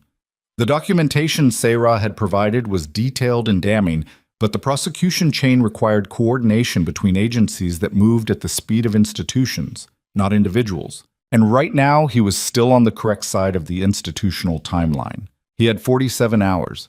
He sent the Financial Crimes Unit's lead investigator a written communication through his lawyers indicating his intention to cooperate voluntarily. He did not specify terms. He specified intention. That was enough to hold the clock. Then he sat alone in his office for 40 minutes and did not call anyone, and did not open any document, and did not look at his phone. He sat in the chair behind the walnut desk and looked at the far wall and thought about what Zara had said. Not the part that had been designed to wound. She was her mother's daughter in precision. She had known exactly where to place it, but the part underneath it, the acknowledgement that she saw it, that she wasn't blind, that she had named what he'd done and what he'd kept and held both things in her hands without flinching and told him the truth about their weight. He thought, Nia raised someone who can do that. He thought, I would have crushed that in her. The organization I was building required a different kind of person, and if she had been in my house, I would have spent years, probably without knowing it, grinding down exactly the qualities that made her who she is. He thought, the worst thing I did might not be what I did on the night of the gala. The worst thing he did might be simpler than that. 9 days before the shareholders' meeting, Taesok's world contracted to the tower and the legal negotiations, and a phone that rang too often with voices he didn't want to hear. Political allies who had read the news and needed reassurance he couldn't give. Business partners calculating their exposure. 3 members of the board who wanted emergency meetings and got them and left those meetings with faces that told him everything about how the votes would go in 9 days. He let them go. He didn't fight it. He answered questions without maneuvering, which was a different mode of operating than anything he'd used in 30 years, and which felt, disconcertingly, less exhausting than the alternative. On day 7, Seung-min told him that the building's ground floor lobby had been identified by the triplets' legal team as the location for Nia Adeyemi's return. They wanted her to walk through the front entrance, the same marble lobby she'd been walked out of 18 years ago. They wanted this documented. They wanted a camera team that was not the organization's own, not a bought journalist, but a legitimate independent crew that the triplets' own people would vet. Tae-seok said yes. Seung-min said, just like that. Just like that, he said. There are security implications. I know. The optics of having cameras in the lobby on the day of the shareholders' meeting? Seung-min. He looked at the man who had been with him for 15 years, who had broken his nose in a fight in his 20s and never had it fixed, who had stood at the wall of every room through every bad night and said only what needed to be said. It's the right thing to do. I know what that costs, and I'm saying yes anyway. Seung-min looked at him for a moment with the expression of a man making a private reassessment. Then he nodded. Yes, sir. On day 9, Tae-seok did something that had no strategic value and no function in the plan, and that he did anyway. Alone, at 11 p.m., in his car with no driver and no security. He drove to Itaewon. He parked on the street outside the Grand Hyatt where the gala had been held 18 years ago, and he sat in the car and looked at the building. The entrance was lit up for some other event. Cars pulling in, people in formal clothes, cameras catching the arrivals. He sat across the street and watched it for 20 minutes. He was not certain what he was doing. He thought possibly that he was trying to feel what the night had actually been. Not the version he'd narrated to himself since, not the cleaned-up operational account, but the raw thing. The actual sequence of events as they had happened to a person and not to an empire. The rain had been loud. He remembered that. He remembered the sound of it on the canopy over the entrance, and the way the cameras had been positioned, and the weight of the microphone. He did not remember choosing to look away from her face. He thought he must have chosen it deliberately, but he couldn't locate the moment of choice in memory. Maybe that was the point. Maybe the worst choices were the ones you made before they were choices, in the long approach to the moment, so that when the moment came, the thing was already decided, and what you did with your face was just the final movement of something already complete. He drove back to the tower. He had 2 days. The morning of the shareholders' meeting arrived with the flat gray light of early November, which was the month it had been 18 years ago, which Tae-seok noticed and said nothing about. He was in the tower by 7 a.m. The meeting was scheduled for 10. The marble lobby below was already being configured, chairs arranged, a podium, the independent camera crew that Naomi's team had vetted setting up their equipment with the quiet efficiency of people who had been briefed on the significance of the space. At 8:15, Jae-won arrived. He came up to the office without being announced, which was still authorized, which Tae-seok had not revoked, even when Jae-won had said good and hung up. He came in and sat across the desk and looked at Tae-seok and said, "How are you?" "How do I look?" Tae-seok said. "Like a man who hasn't slept in 11 days. 7, I slept the first 4. Slept." Jae-won's mouth moved, not quite a smile. "They're here," he said. "All 3. They arrived an hour ago. They're in the conference room on 12. And Nia is..." He stopped. "She's in the building." The word landed in Tae-seok's chest, and he felt the impact of it move through him the way a bell feels sound, not hearing it so much as becoming briefly, completely full of it. He breathed once. Already. She wanted to come early, before the lobby was public. Jae-won looked at him carefully. "She asked me to tell you she's here. She didn't ask for anything else." Tae-seok looked at his desk, at the walnut surface, at the documents stacked to the right that were the last instruments of a chairmanship that ended in 2 hours. He looked at his hands. "Does she..." He stopped. "She knows you're cooperating. She knows about the shareholders' meeting." Jae-won paused. "She said it was more than she expected." "That's not a high bar," Tae-seok said. "No," Jae-won said. "It's not." The office was quiet. Through the windows, Seoul moved in its ordinary way.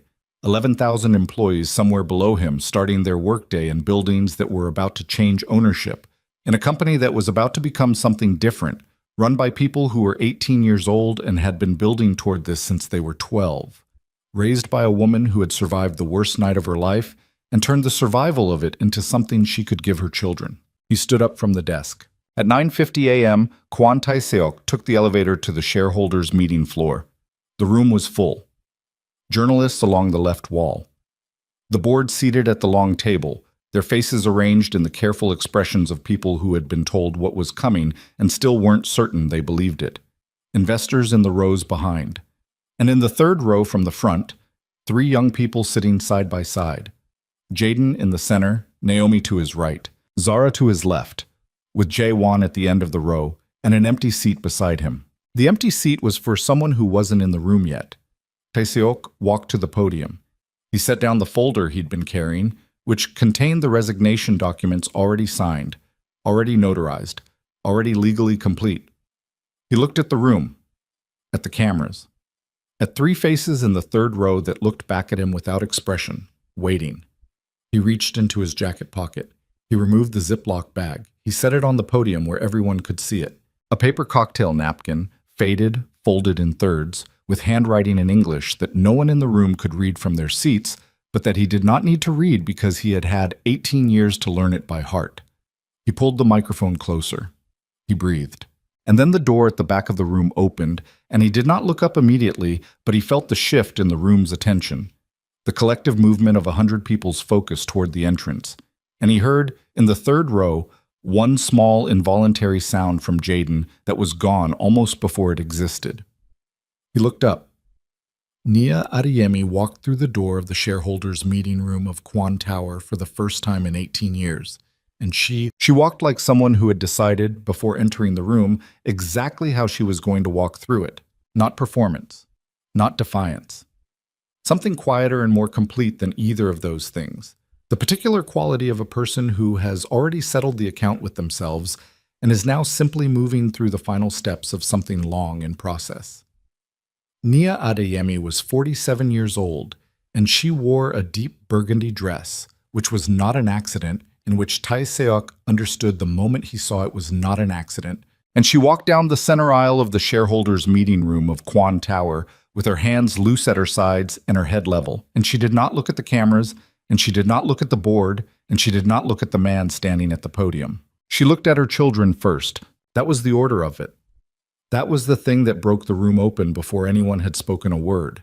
The way her eyes went immediately, without scanning, without searching, directly to the third row, to Jaden and Naomi and Zara, and the way all three of them responded to being seen by her. Not children responding to a mother, not in the sentimental register the room might have expected. Something older and more structural than that. The response of three people who had been built by someone and were now in the same room as the person who built them, and felt the full weight of that proximity for the first time in a context that was not private. Jaden looked at his mother and pressed his mouth together once. One controlled compression, and then he breathed. Naomi looked at her and did not move at all, which for Naomi was the equivalent of everything. Zara looked at her, and something in her face that had been held at controlled temperature for 11 days simply released. Not tears, not collapse. Just the specific softening of a person who has been carrying something very heavy and has just set it down, and whose body is registering the absence of the weight.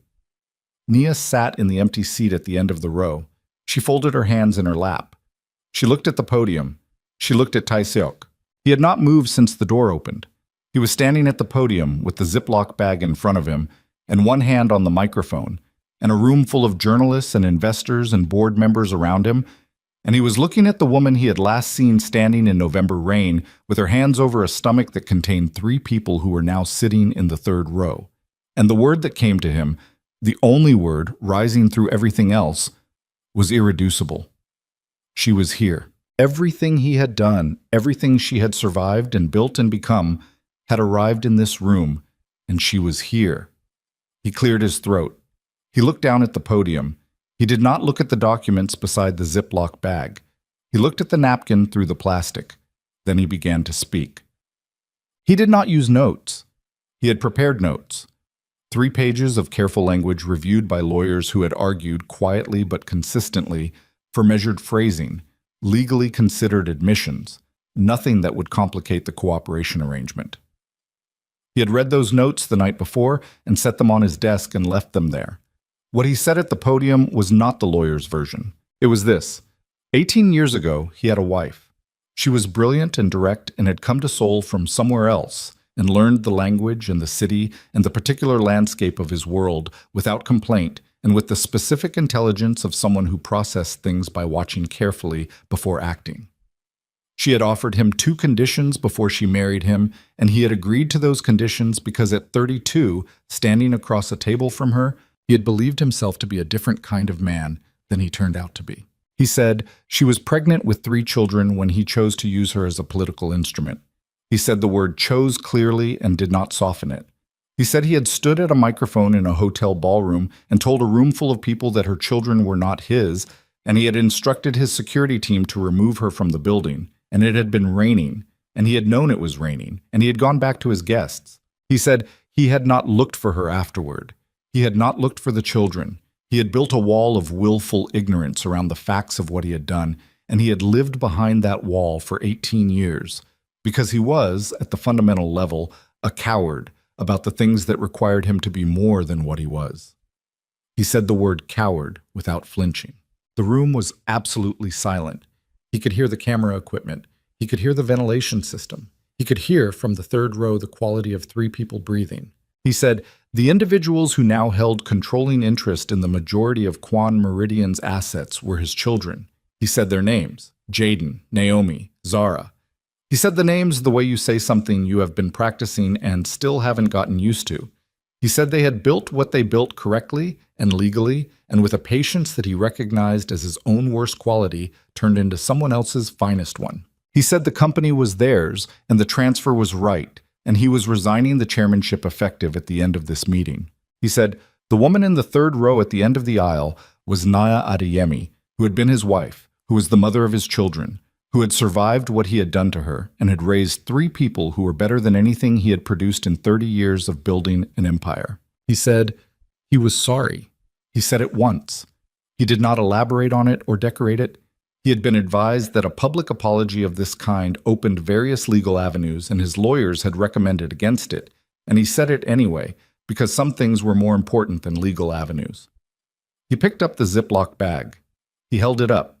This is a paper cocktail napkin, he said. She wrote 2 conditions on it before she agreed to marry me. I kept it for 18 years. I kept it, and I failed both conditions, and I kept it anyway, which tells you something about the specific kind of damage a man can do to himself while convincing himself he's fine.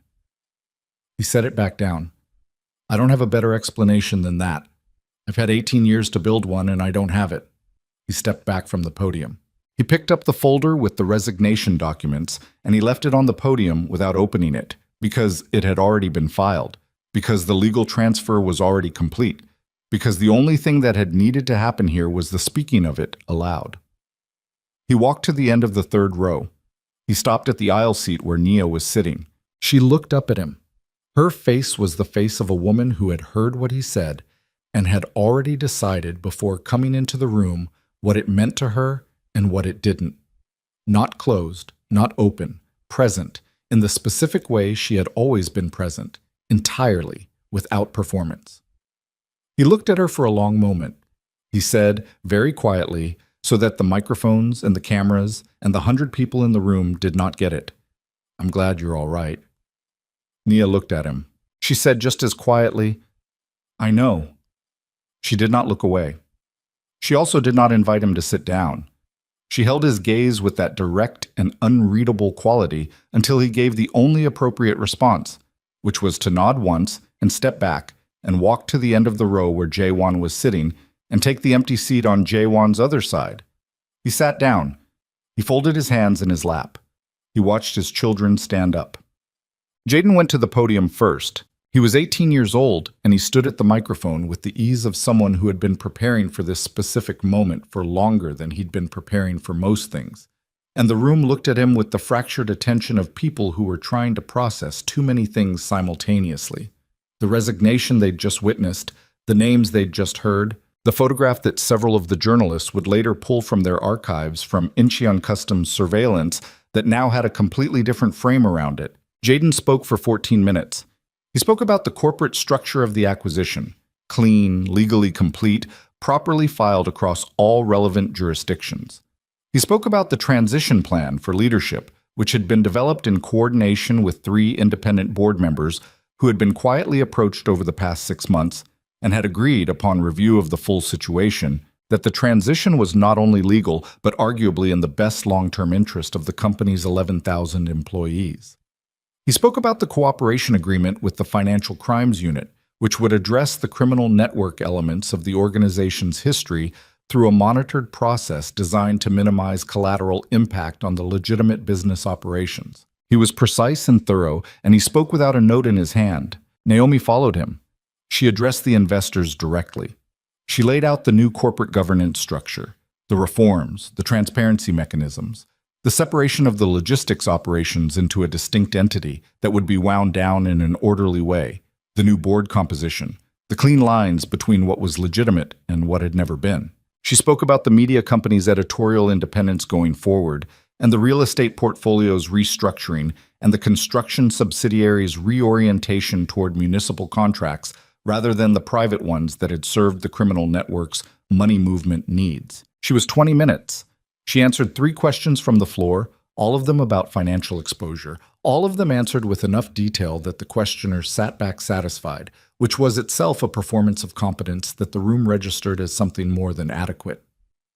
Zara did not speak at the podium. She moved instead to the left side of the room, where 4 individuals who had been sitting unobtrusively in the last row stood at her approach and followed her out a side door.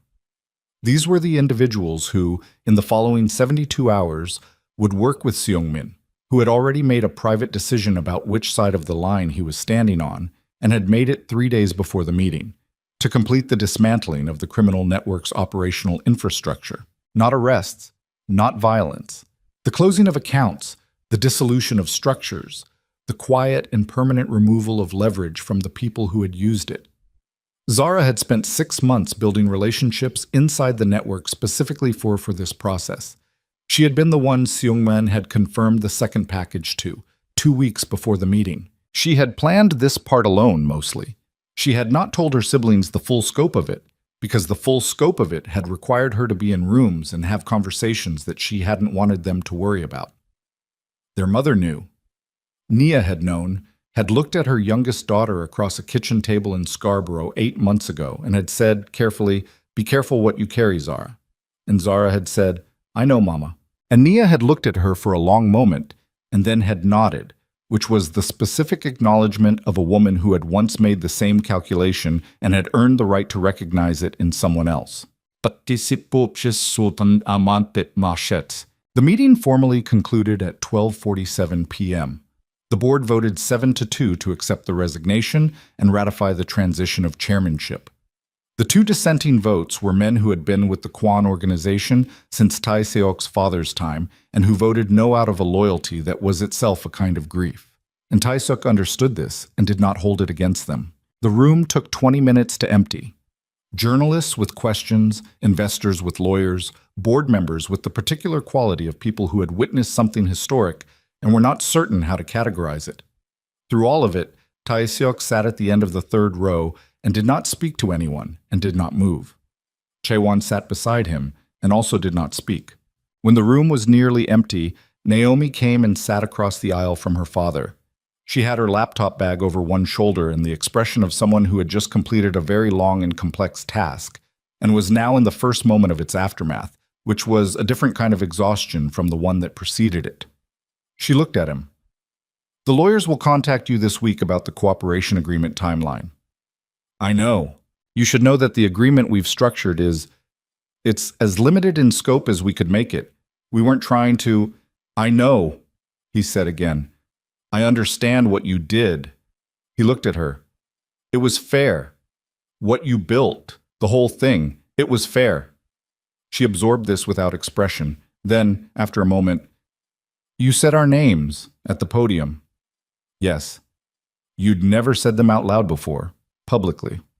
"No." She looked at her laptop bag, at something on the strap that she straightened with 2 fingers, an adjustment that had nothing to adjust, a small motion that was about something else.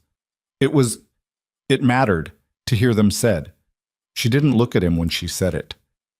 "I'm not telling you that to give you anything. I'm telling you because it's true and you should know it's true." He looked at the side of her face. "Thank you," he said. She stood up. She went to join her brother, who was at the door with Chae-won. The lobby. It had been configured in the hour before the shareholders' meeting with the specific simplicity of something that was not trying to be theatrical. The marble floor was as it had always been. The same floor, the same dimensions, the same entrance that Nia had been walked out of 18 years ago through a service exit in the rain.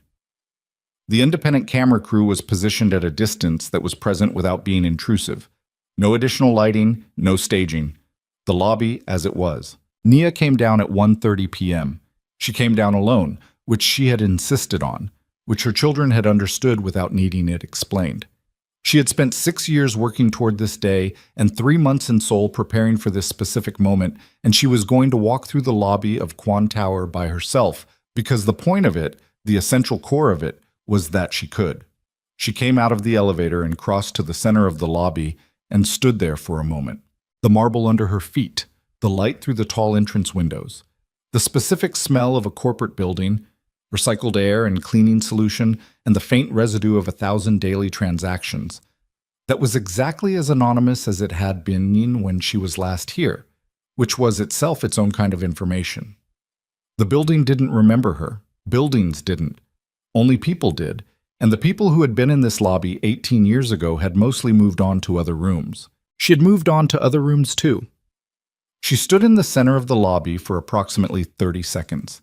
Then she walked toward the main entrance, through the glass doors, out into the November afternoon, which was cold but not raining, which was a different November from the one she carried, and the difference registered in her body as something physical, the particular exhale of a person who had been holding something at tension for a long time and is now, finally, setting it down. She stood on the steps outside Kwan Tower and looked at Seoul. Behind her, the doors opened. 3 people came out and stood on either side of her. Jaden to her left, Naomi to her right, Zara beside Naomi. They stood without touching her, which was the right instinct, giving her the space of the moment. And then Zara, who was the one who always did the thing that broke the formal distance, put her hand over her mother's and left it there. Nia looked at her daughter's hand on hers. She turned it over and held it. They stood like that for a while. What happened in the months after was not clean or simple, because nothing that follows a 22-year reckoning ever is. The cooperation agreement moved through the financial crimes process over 7 months. Tae-seok's legal team and the prosecution worked within the framework Naomi had designed, which held. The criminal network elements of the logistics operation were addressed through a combination of voluntary disclosure and monitored dissolution. 3 senior figures in the organization who had been architects of the criminal operation rather than participants in it faced prosecution. Tae-seok himself received a suspended sentence and a fine of a scope that his lawyers described as significant and that he paid without negotiation. He served no prison time. This was a fact that Zara, privately, had complicated feelings about, and that she kept to herself because she was her mother's daughter, and her mother had taught her that carrying every feeling to its destination was not always useful. Sungmin retired. He did so on the day after the shareholders' meeting, submitting a 1-page document to Jaden's new office that said simply that he had been in the work for long enough and wished the new leadership well. Jaden had the document framed, which Seungmin was told about and which produced in him, reportedly, an expression that people who knew him described as uncharacteristically moved. Lee Jae-won went back to his garden in Unpyeong-gu. Nia called him once from somewhere that wasn't Seoul, and they spoke for 40 minutes, and the content of that conversation was not recorded anywhere and did not need to be. The company was renamed. The board, under Jaden's leadership, spent 6 weeks in consultation before arriving at a name that had no connection to the Kwan family and no connection to the previous organization's criminal history. It was a clean name, a name that sounded like something that had been built from the right materials. The 11,000 employees received a letter explaining the change of ownership and the restructuring and the commitments of the new leadership. And the letter was signed by all 3 chairs of the new board, Jaden as chairman, Naomi as director of operations, Zara as head of security and organizational reform, and the attrition rate in the 3 months that followed was lower than any of them had projected. People, it turned out, were often willing to stay when they were told the truth. Nia went back to Toronto. She had a life there, a full one, built over 18 years from the materials available to her, which had not been easy materials, but which she had worked with the way she worked with everything, which was to say, directly, without complaint, without the narrative of victimhood that she had been entitled to but had chosen not to inhabit. She had a practice. She had colleagues who respected her. She had a house in Scarborough with a garden that was better than Jae-won's, though she'd never told him that. She had raised 3 people. That was the organizing fact of the last 18 years, the one that everything else had arranged itself around. She had raised them, and she had taught them, and she had also, quietly, over many years done the thing that parents do without advertising. She had told them, through the texture of the life she built, what she believed was possible for a person to do with what happened to them. She had not taught them hatred. This was not because she didn't have access to it. She was not a woman without anger, and she had anger, specific and substantial, that she had learned to carry without letting it be the primary thing. She had taught them precision instead. Patience. The particular discipline of keeping the goal in sight when the goal was years away, and the present moment was exhausting. She had taught them that justice and revenge were not the same category. They had understood. She took the direct flight back from Incheon. She watched Seoul disappear through the oval window and felt, for the first time since she'd left it 18 years ago, that it was simply a city, a place, not the location of a wound, just a city with its towers and its river and its 11,000 people and its new company name and its particular November light. She put her head back against the seat and closed her eyes. She was 47 years old and she had done what she set out to do. Not for herself in the end, though it had served her too. For 3 people she had held in her arms in a hospital room on a November night with the rain loud on the windows and no one else in the world in the room, and the specific quality of new life that is simultaneously the most terrifying and most essential thing a human being can experience. She had made them a promise that night. She had kept it. She slept for the first time in weeks without waking up in the middle of it. Tae-seok moved out of the penthouse. He did this before the cooperation agreement was finalized, before the legal proceedings were complete, before any of the external pressure required it. He did it because living on the 43rd floor of a building with his name on it that no longer had his name on it was a specific kind of absurdity that he lacked the energy to maintain. He took a smaller apartment in a district he'd never lived in, Mapogu as it happened, which was where his children had stayed when they came to Seoul, which he noticed and which he chose not to read too much into because he was trying, in this period, to develop the habit of not narrating everything into meaning. He had not spoken to his children since the shareholders' meeting. He had been told, through Jae-won, that this was not a door permanently closed, that there was a difference, Jaden had apparently said, between what we're not ready for now and what will never be possible. Jae-won had delivered this information in his careful way, neither amplifying it nor diminishing it, which was the right approach, and also the approach of a man who understood that hope was a thing that needed to be handled without too much pressure. Tae-seok had a small balcony in the new apartment. He stood on it most mornings with coffee. He let go cold and looked at a district he was still learning and thought about things he was still learning to look at directly. He had been good, for 30 years, at not looking. Relearning it was work of a specific and unglamorous kind. One morning in February, 3 months after the shareholders' meeting, he received an envelope by physical mail, which was unusual enough to register. Inside was a single photograph, no note.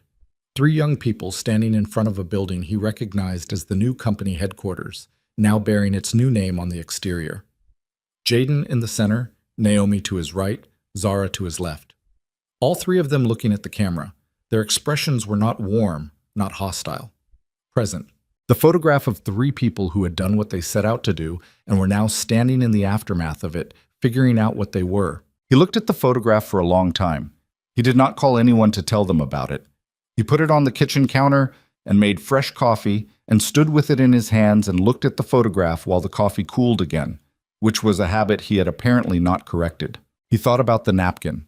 He had given it to Naomi in the apartment in Mapogu, before the shareholders' meeting, left it on the counter, and she had not returned it, and he had not asked about it. He did not know where it was now.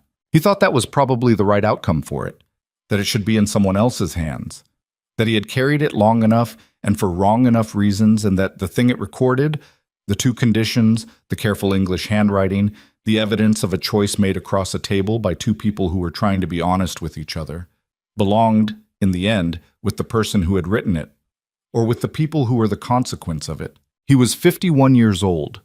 He had the specific forward stretch of a life that was going to require him to be someone different from who he'd been, which was not comfortable and was also, in a way, he was still figuring out how to describe, necessary in a way that felt less like punishment and more like the first honest motion he'd made in a very long time. He did not know if his children would let him be part of their lives. He knew they were alive. He knew they were capable.